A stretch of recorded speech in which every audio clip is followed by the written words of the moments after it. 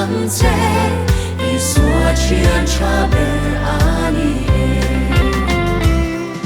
Ishin nun za lai kha Harisan na toki lalpa I ao chi Achan ui ang se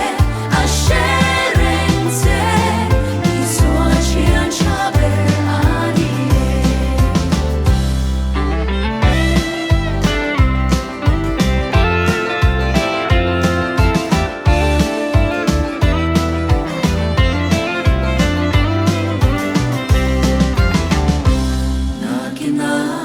Vain kan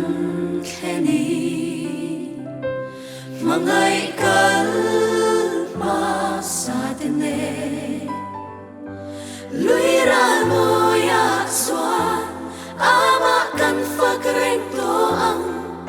Isua chuan cha ber ani